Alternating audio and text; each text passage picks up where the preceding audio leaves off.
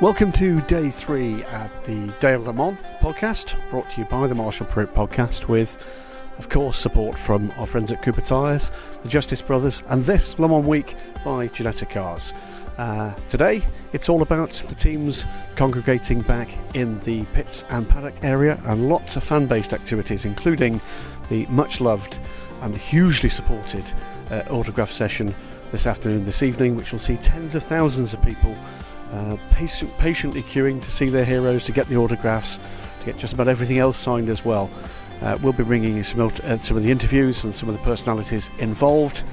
It's not just the Le Mans 24 Hours this weekend, but also the two Road to Le Mans races, Michelin Le Mans Cup rounds, but also an awful lot of standalone competitors in there. We just bumped into Tom Onslow Cole and Valentin Pierberg here in the SPS Automotive Mercedes-AMG GT3. You're doing a bit of car shopping, Valentin. Yeah, we're just walking through the pit lane and in the process of choosing our car for our Le Mans race once upon the time. So yeah, it's been great walking through here so far.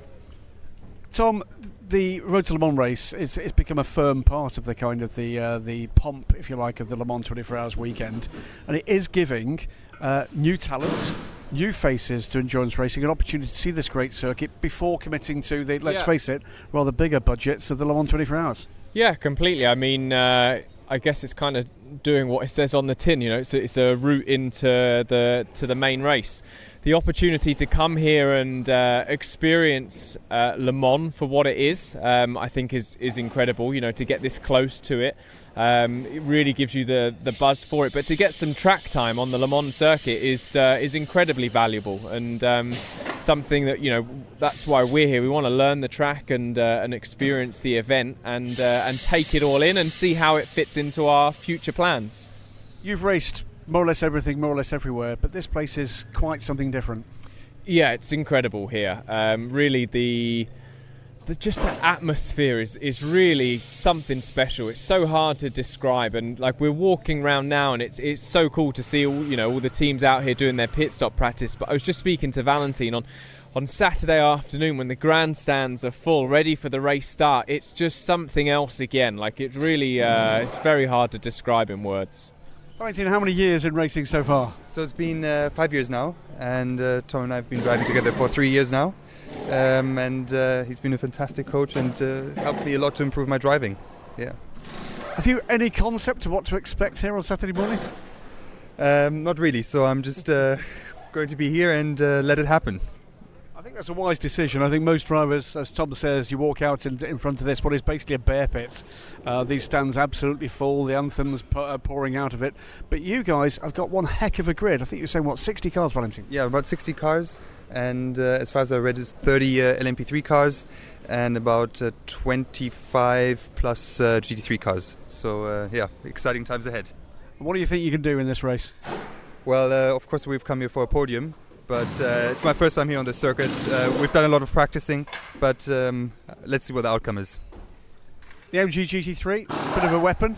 You've had plenty of time in those cars, Tom. Where do you think it stands at the moment in the GT3 orbit? Probably as the benchmark car, I would say, at the moment. I feel like a lot of cars are being... it's a good phrase. Yeah, being sort of bopped around it. It's a known quantity. It's getting old compared to some of the new machinery that's out there now, but still punching for sure, still punching. So we're still getting a lot of good results ourselves with it, and we think we've got a very reliable, known package coming here. Well, I'll say right now, good luck. Track action starts for the Le Mans 24 Hours cars tomorrow. We've got 2 races for the Road to Le Mans, Thursday and then on race morning, 55 minutes apiece. Boys, enjoy. Thank you very much. Thank you very much. Well, next up in what's proven to be a very noisy pit lane at Risi Competizione with Jules Gounon. Jules, your first time on a GTE car. It's a fabulous start to it with Risi Competizione, a team with fantastic reputation here and in a very blue Ferrari. Yeah, it's quite... I think it's the first time for Giuseppe Rezzi to have a blue car since he came for Le Mans in the first time. It's a bit a new car for me. As you say, I've never drove a GTE before, so I have to adapt a bit myself to a non-ABS car because I'm used to drive a GT3. So it's kind of different, but at the end of the day, it's a GT. So it's really close. I felt it and I found it really close from a GT3. Only the ABS was making the difference, but otherwise everything went well in the testing day. Tell us a few of the differences perhaps between the big beast that is the Bentley, fantastic GT3 car, and this, well, very different mid-engine turbo V8 engine Ferrari 488. Yes, no ABS, but there must be other differences too. Yeah, I mean, first of all, I'm sitting on the right in the Bentley and here on the left, so it's the first different, and then the second one is, for sure, the car is so much bigger, the Bentley. If you look at it and you put it next to the Ferrari, it's a lot different. Also, the engine is the front for Bentley, and the engine is in the middle for the Ferrari. That's what I love about GT. It's not like prototype where they all have the kind of same chassis, not same engine, but in LMP2 yes, but in GT you are seeing different stuff. You are seeing a lot of different noise, the different cars, and that's what I love. And I really believe that GT is the future. So I'm super proud to be here for Mr. Rizzi, to drive for him, which is such an iconic team, and to do my first ever Le Mans with two super teammates, Oliver and Pipo, is something really exceptional for me. It is a team with fantastic history here. They've had some fabulous results at the Le Mans 24 Hours. But you are going to be the only single car team here. Yeah. You're a bit of an outlier. What are the team aiming for? What are you expecting from this race? I think we are a bit the outsider of the category, because we are the only car which is not a factory car. So I think we have to take it easy. It's like the 24 hour, it's a really long race. I saw it when I won the Spa in 2017. You just have to do no mistake, no drive-through, no scratches on the car, and you see where you are at the end. We were starting 19 in 2017 in Spa, so it shows you that even the starting position doesn't really matter in the 24 hour race. So I think you have to be really smart, clever, and the traffic is also a big thing in this category, because it's the first time also for me to be overtaken by a really fast prototype. So there is a lot of things that you have to take in consideration to try to make the race successful. You come from a racing family, and we miss your father actually racing. What has he told you about this place? Yeah, it's something really special for us, because my passion for motorsport started here back in the day in 2005. When I followed my father in Oreca LMP1 prototype at that time, and I really discovered that race. And I was sleeping when I was sleeping next to him in the Algeco. I was like, okay, I was talking to myself when my father was trying to rest, and I was like, okay, one day I want that I'm in the place of my father, and today this dream has come true. So for me, it's really an honor also to be taken by Giuseppe. For in GT, the difference of prototype, it's not about money. They really take you about your quality, what you are as a driver, a person, a human, how you work with a team. And for me, that means a lot for me than to come in LMP2 and bringing money to drive.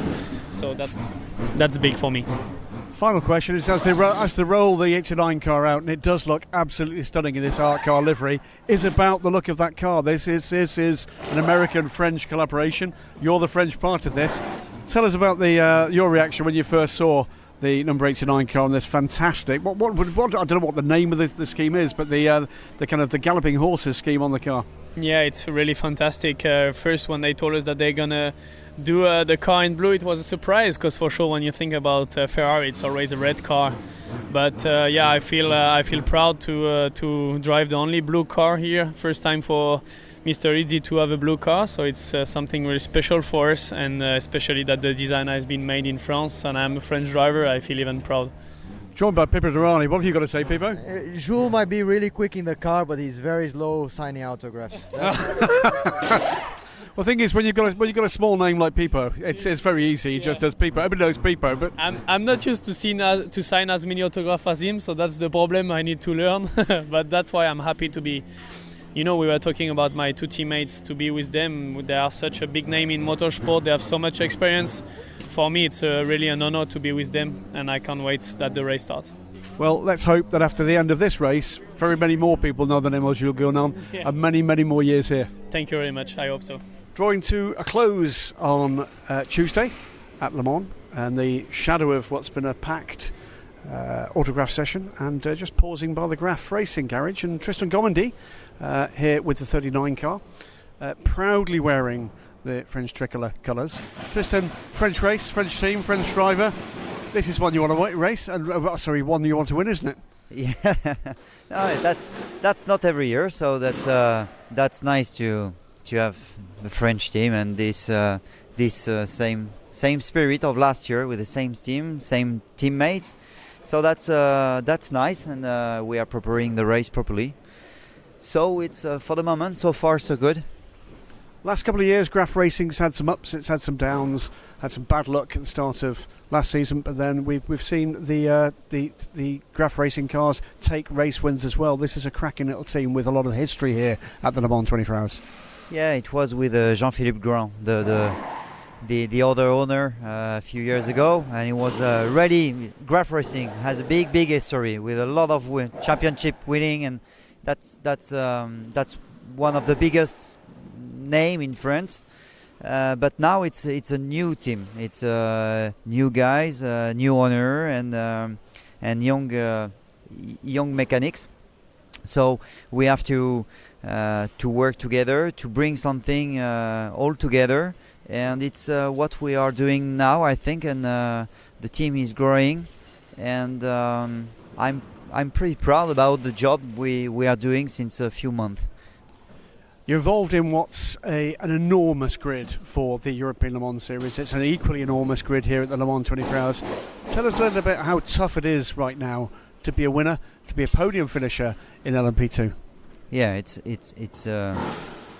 it's like the single-seater a few years ago. The level of the drivers and the team, everything is more and more professional every year. So that's very impressive for that, and that's why it's nice to do it. So, but it's tough, and now since 2 races we made stupid mistakes, but we were definitely on the podium, and we could fight for the championship. So that's good, and for Le Mans it's a special spirit. It's my 10th times for me now, 4 podiums. So I know pretty well what we need to do, and first what we have to don't do, and so I know that we have the pace. We are in a good shape, and now I think we need to be concentrate of what we have to do, and don't push too much. And like every year, if the pace is pretty okay, we just have to stay on track. No mistakes, and Sunday, if the God is okay, we will be on a good position. Final question is about the variables. Of course, the driver squads. You have different look to the driver squad this year, particularly with Vincent Gabillère coming with the SO24, backing a course. 3 different chassis on this grid, 2 different tyre brands, and that's one of the big stories about LMP2 coming into this year and this season in Europe, is that Michelin on your car and Dunlop both stepping up their game. Yeah, that's at Le Mans, I would say really everybody can win. There is three chassis, but the Dallara is very quick here, so everything is possible with this car. It depends, of course, about the drivers inside, but the car definitely can be on top here. And Ligier did well. So with the new Le Mans pack, Ligier is not far and can do good things. We could see that with United last year, and definitely Oreca. We know that it's a really good car. And concerning Dunlop and Michelin, Dunlop is really constant, and we knew last year that Dunlop is really reliable, and we knew last year where we are. This year with Michelin, we are really happy, but we are still learning, and it's not so easy tires. So you have to stay in the window, and if unfortunately you are not in the window, it can be difficult. So I would say Dunlop or Michelin or Oreca, Ligier or Dallara. I think everything is open. There we have it, and wrapping up the day with Tristan Gommendy, proudly French driver, French team, French tricolour as we say on the car, French tyres on every corner. As you look behind you, Tristan, at the iconic podium, the gantry across the pit lane here, flying proudly above the centre step. The top step is the French tricolour. You'd like to be there, wouldn't you, on Sunday with that flag beneath you? Yeah, definitely. Well, it's I don't want to think about it because it's my 4th podium at Le Mans and 3 times second. So I don't want to lie. Of course, I would like to make this step. It looks nothing, but it's huge. So we try to don't think about it, and we will try to do exactly the same job of last year. And we know that whole pace will be better this year. So if all the earth it's on a good line, we will see Sunday 4 or 5 hours before the end of the race if we have to push a little bit more or not. But I think we have a good chance to be on the podium and maybe the top step. So what we'll say for now, with track action starting tomorrow with free practice and the first of the qualifying sessions into the night, we'll say to Tristan Gommendy, bon chance. As the pit lane clears after what's been an absolutely packed autograph session, the teams are getting stuck in with pit stop practice, and we're going to just take a moment as the high class racing team get to work, take some time out with the latest man to join the grid, one of the 2 cars added to make it up to 62, and as Fjordbach with the 20 car. You must be absolutely delighted that last minute opportunity came your way. Yeah, we pursued it for 2 years now, and finally we got in, and I'm so happy for the team, for me, and especially Dennis, who really had this as a dream. So I'm really happy. It's a classic tale. You've been there coaching Dennis Anderson, the gentleman driver in the number 20, and through the Renault Sport Trophy back in the day with the fantastic RS01s. That went away, and then we saw the team step up into LMP2. Disappointed last year, thought you'd be disappointed this year, but just when did that call come? Yeah, so last year came as quite a shock, and we were really disappointed. We heard a lot of rumors that we were there, and we were really disappointed. Then this year we took some more margin, and we saw, okay, we were not in. And when the news came in Paul Ricard that we were in, it was a big celebration for us, and we were really happy.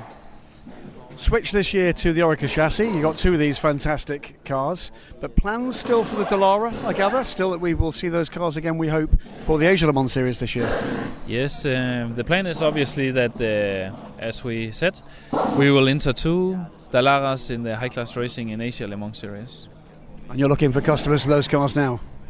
Yeah, the team is looking for. They already have some of them, but they are looking for the last seats. So, last seats to fill for 2 cars. Yeah, and it looks like that is a series that is going places too. But from what we can hear, I'm sure you're hearing the same. It's going to be a goodly number of the Gibson-engined P2 cars on the grid. Yeah, this year we were. I was in the Ligier with the old generation, and. I think the Asian tracks with the new generation will be mega. So tell me now, you've been around this track in the test day, you've had your first opportunity to sample the full Le Mans circuit. From your point of view as a professional driver that knows how to hustle these cars, just how much fun is this going to be? Well, it's mega. I believe there's only one track you can compare this with, and this is in Nürburgring Nordschleife. Except for that, there's no place like this. As they go through another cycle of this, you're putting the high-class racing guys through some practice for this one. Just how much preparation does it take to get ready, and particularly in the late notice you've had? What's involved in terms of the administration, the engineering, the logistics of this? So the teams and the mechanics, they are all full-time employed, and they are practicing every day, pit stops and nose change, rear end change every day for lunch. So they are on it always, and it's mostly administration, work for the team managers and all this. And for the boys, it's the same. If they change wheels here in Le Mans or in ELMS, so they are ready and they are on it, I see. It's a cheeky question, but we're going to ask it anyway. This is not a cheap event to actually come to and to put a car like this through. Lots of cost centres, if you like, for a car like this. Just what does a team like High Class Racing have to invest in doing this properly? So I don't think it's too expensive when you already have the program. Yep. So you have the car, you have all you have the crew in place, you have everything in place. So to do this event, it's just a entry fee, some fuel, engine, running parts mainly. So it's obviously high numbers, but I think it's not too bad when you have everything. And it's more if you need to do it as a one-off, it's incredibly expensive. And how many guys on the team? We are 8 people full-time, and for Le Mans we are 16. And a new addition to the team this time out, Matthias Besch, joining you from Rebellion Racing, and a man that knows how to go around this place and finish the race, a man that knows how to finish well up in this race. Yeah, I think he's been to the podium 5 times out of 6 or 7, so it's a pretty good statistic that we don't want to ruin, so we will give it all. Now, I think I know you well enough to know what the answer to this question is going to be from your point of view, but I'm going to ask you for 2 answers. I'm going to ask you what success at the Le Mans 24 Hours in your first time here with the team looks like for you, and I'm going to ask you separately for the team. So for the team, I really want to have a clean experience, and we should get a good race to go through without any mistakes, and I think it's mostly about getting a clean race, because I'm sure the pace will be great. So this is the main thing to focus on. But moving forward, you're not going to be satisfied in your career until you've stood on that top step of the podium, are you? Well, it's a dream, obviously, and I'm sure that it can be achieved if we perform the way that we know we can, and if things go our way, it's very likely to happen someday. Cars hit the track tomorrow for free practice of the first qualifying session and what's been very mixed weather so far this week at the Le Mans 24 Hours. Anders and High Class Racing, very good luck. Well, that's it from day 3, the day at Le Mans. The Marshall Pruitt podcast, brought to you once again, of course, by Cooper Tyres and our friends at the Justice Brothers, and this week at the Le Mans 24 Hours by Ginetta Cars, with exciting news to come from the boys and girls at Garforth in West Yorkshire later on this week. Tomorrow it gets serious. Tomorrow the cars hit the track for the first time in this race week, and it's fair to say that just about everybody up and down pit lane is just gagging for that opportunity. There'll be a free practice session, the first of the qualifying sessions, taking us into darkness and what's been again a day with mixed weather conditions. It looks like we're going to get that much of the rest of the week, though at the moment race looking as if we might get rather drier weather, but it's the weather forecast changing by the minute, it seems. We'll be back with you tomorrow for the 4th day at Le Mans, and then a bit of a special, we hope, on Friday, with a little bit of a different feel to the week in sports cars, with me, Graham Goodwin, and my partner in crime at dailysportscarracer.com, Stephen Kilbey. For now, good night.